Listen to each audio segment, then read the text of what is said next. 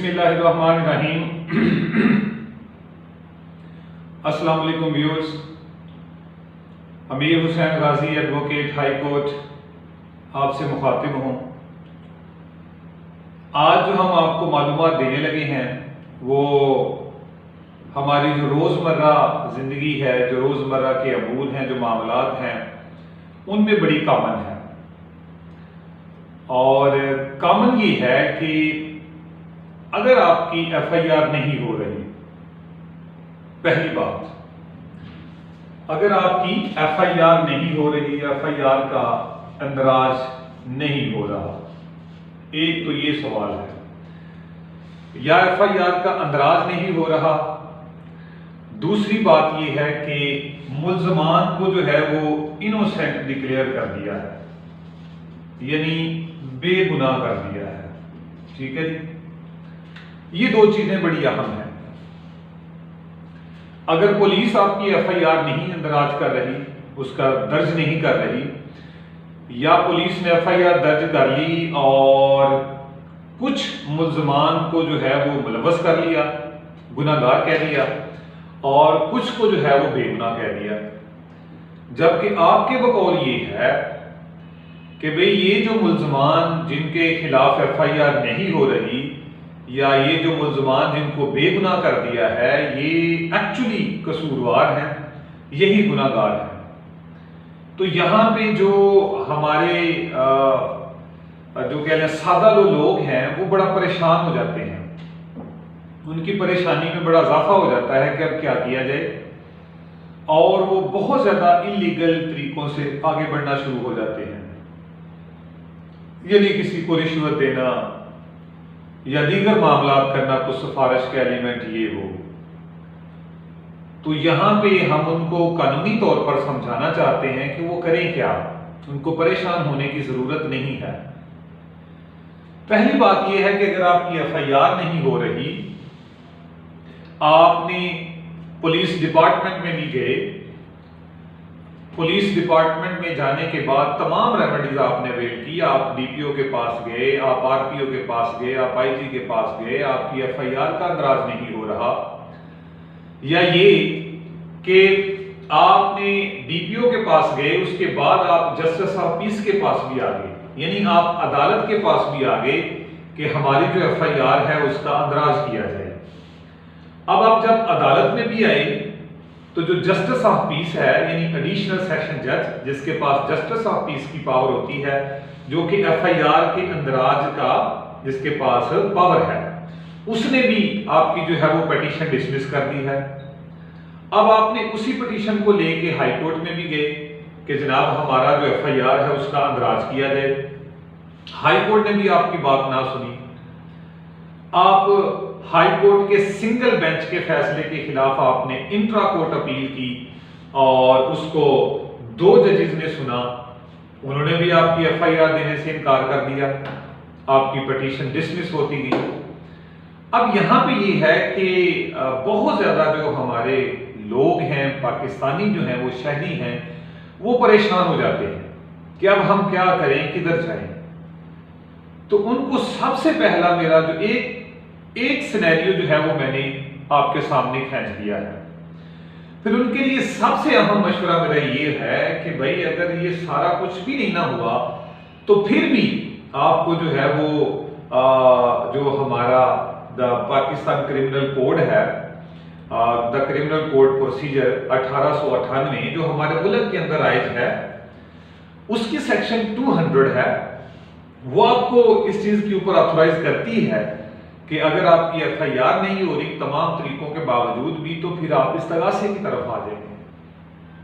आप इस्तगासा जो है वो वहां पे अदालत के अंदर इस्तगासा फाइल करें।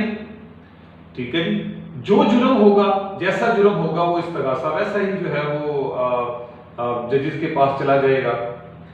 तो सिंपली अल्फाज में मैं आपको समझा रहा हूं कि अगर आपकी FIR नहीं होती तो मायूसी में ना बैठा करें, आप इस्तगासे वाली रेमेडी जो है उसको जो अवेल किया करें, जिसको हम इंग्लिश में या जिसको हम कानूनी जुबान में प्राइवेट कंप्लेंट कहते हैं, ये जरूर जो है वो रेमेडी लिया करें। ठीक है जी। और बहुत सारे जो हमारे लोग हैं वो इस रेमेडी को इसलिए शायद अवेल नहीं करते कि भाई ये एक लंबा प्रोसीजर नहीं है। बात ये है कि आपके साथ जो ज्यादती हुई है उसका अजाला हो। अब अपने राइट जो हैं वो उनको जो इन्फ्रिंज हुए हैं आपके राइट, जो आपसे ज्यादती हुई है उसका अजाला होना चाहिए, और जो मुल्ज़मान हैं उनको सजा होनी चाहिए। ये वक्त का जो हेर फेर है या कम वक्त लगना या ज्यादा वक्त लगना, इसके ऊपर ना रहा करें, ठीक है जी। तो अगर FIR का अंदराज नहीं है तो फिर मैंने आपको जो आपकी रहनुमाई की है वो ये है कि आप प्राइवेट कंप्लेंट में जाया करें, ठीक है जी। और उर्दू में हम इसको कहते हैं इस्तगासा। ये बड़ी जबरदस्त रेमेडी है। इसी इस्तगासा में मुल्ज़मान को सजाएं होती हैं, उसी तरह सजाएं होती हैं जिस तरह FIR के अंदर है। अरेस्ट भी होते हैं लोग। अगर जज आपसे मुतमिन हो गया है आपके इस्तगासे से, तो वो बुलाएगा दूसरी पार्टी को, बुला के उसको अरेस्ट भी किया जा सकता है, उससे रिकवरी भी की जा सकती है, सारा कुछ हो जाता है इसके अंदर। तो ये एक थीम जो है वो गलत साबित होती है कि भी उसमें अरेस्ट नहीं होती। अरेस्ट हो सकता है बंदा। एक ये भी थीम लोग क्रिएट करते हैं, हाइप क्रिएट करते हैं कि भाई उसके अंदर रिकवरी नहीं होगी। रिकवरी भी होगी, गिरफ्तार किया जाएगा, रिकवरी भी होगी उसके अंदर, ठीक है जी। आगे जी, एक तो FIR नहीं हुई, दूसरी बात होती है कि आपकी FIR तो हो गई है लेकिन मुल्ज़मान जो थे उनमें से कुछ को छोड़ दिया है और कुछ को जो है वो नहीं छोड़ा, यानी कुछ को उन्होंने गुनाहगार कर दिया है और कुछ को बेगुनाह कर दिया है। अब जो बेगुनाह हुए हैं, आप कहते हैं कि ये वो लोग कंसर्न हैं जिन्होंने जुर्म कमिट किया है। यही कंसर्न लोग हैं हमारे जिन्होंने जुर्म कमिट किया है, तो इनको तो हमने किसी सूरत नहीं छोड़ना। तो यहां पे आप इलीगल जो है वो प्रैक्टिस में ना पड़ा करें। इलीगल प्रैक्टिस को आप समझते हैं कि किसी की सिफारिश या कोई रिश्वत वगैरह, ये वो इलीगल प्रैक्टिस के अंदर ना आया करें। कानूनी बात सुने मेरी, अगर इनोसेंट डिक्लेयर हो गया है तो आपके पास इन्वेस्टिगेशन तब्दील करने के 3 मौके होते हैं। 3 मरतबा आप अपनी इन्वेस्टिगेशन को ट्रांसफर करवा सकते हैं। अगर IO ने बेगुनाह लिख दिया है तो आप जो है वो आगे जाएं और अपनी इन्वेस्टिगेशन को ट्रांसफर करवाएं। अगर वहां से भी हो गया तो ऊपर जाएं, अपनी इन्वेस्टिगेशन को ट्रांसफर करवाएं। इस तरह 3 मरतबा आप अपनी इन्वेस्टिगेशन को जो है वो ट्रांसफर करवा सकते हैं।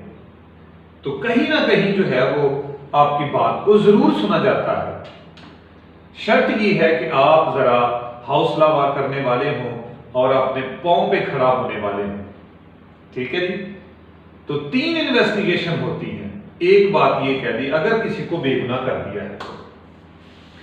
दूसरी बात, अगर 3 इन्वेस्टिगेशंस में भी आप समझते हैं कि भाई बस मैं बेबस हो गया, मुझे दूसरी पार्टी चलने नहीं दे रही, उनकी बड़ी सिफारिश है, बहुत कुछ है उनके पास, 3 इन्वेस्टिगेशन में भी जो है वो बंदे बेगुनाह हो गए हैं, तो फिर आखिरी हल ये है कि आप जो बेगुनाह हुए हैं उनके खिलाफ आप इस्तगासा दायर कर दें, प्राइवेट कंप्लेंट दायर कर दें। वही हमारा जो ज़ाब्ता फौजदारी है 1898 का, उसकी सेक्शन 200 के तहत आप क्या करें, इस्तगासा दायर कर दें। अब उस इस्तगासे के अंदर जो है वो अपनी बात को प्रूव करें, अपने अच्छे वकील के थ्रू जज को कायल करने की कोशिश करें। अब जो है वो तमाम की तमाम जो है वो जो उसके अंदर इन्वेस्टिगेशन होनी है, उसके अंदर जो इंक्वायरी होनी है, उसके अंदर जो पता चलाना है कि कौन कसूरवार है, वो तो ऑनरेबल कोर्ट के पास चला जाता है। पुलिस का सारा दारोमदार वहां पे खत्म हो जाता है। कुछ चीजें होती हैं जो उनसे रिलेटेड हैं वो चली जाती हैं। तो मेरा मकसद ये है आपको समझाने का कि अगर FIR नहीं होती तो तब भी प्राइवेट कंप्लेंट, और अगर इनोसेंट डिक्लेयर होते हैं, बेगुनाह डिक्लेयर हो जाता है कोई, तो तब भी प्राइवेट कंप्लेंट है आपके पास। इलीगल प्रैक्टिस की तरफ ना जाया करें, साबित कदम रहा करें, अच्छे वकील का इंतखाब करें, अच्छे तरीके से अपना केस लड़ें। इंशाअल्लाह उल अजीज जो मुल्ज़मान होंगे उनको जरूर सजा मिलेगी, ठीक है जी।